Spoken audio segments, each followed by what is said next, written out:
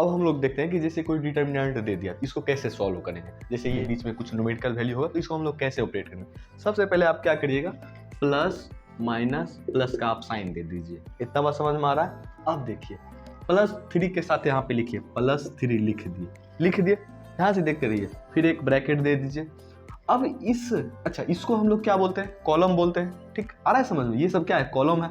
और ये क्या है, 3 4 2, ये सब क्या है, रो है।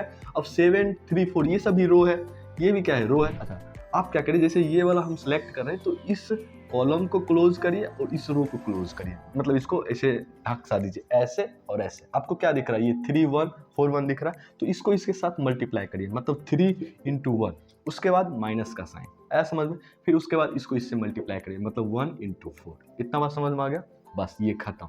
अब इसको मिटा देते हैं। नेक्स्ट क्या है, अब -4। अब -4 सेलेक्ट करिए, यहाँ पे लिखिए -4, आया समझ में। उसके बाद इस कॉलम को बंद करिए और इस रो को भी बंद करिए। कौन कौन सा दिख रहा है, एक 7 1 दिख रहा है, इसको इसके साथ मल्टीप्लाई करिए, मतलब 7 × 1, ऐसा समझ में। उसके बाद माइनस, अब दिख रहा होगा, इसको हम इसके साथ मल्टीप्लाई करेंगे, मतलब 2 × इतना बात समझ में आ गया। अब जो है इसको मैं मिटा देता हूँ। अब कौन सा बच रहा है, ये +2 वाला। तो मतलब अब नेक्स्ट लिखिए, इसके आगे मैं लिख रहा हूँ +2। ठीक, अब इस कॉलम को एकदम क्लोज करिए, ठीक, और इस रो को भी ऐसे बंद कर दिए, मतलब ऐसे ढक सा दीजिए। अब कौन बच रहा है, 7 1 बच रहा है, 3 2 बच रहा है, तो इस वाले को इससे मल्टीप्लाई करिए, मतलब 7 × 1। उसके बाद माइनस साइन और इसको इससे मल्टीप्लाई करिए, 2 × 3।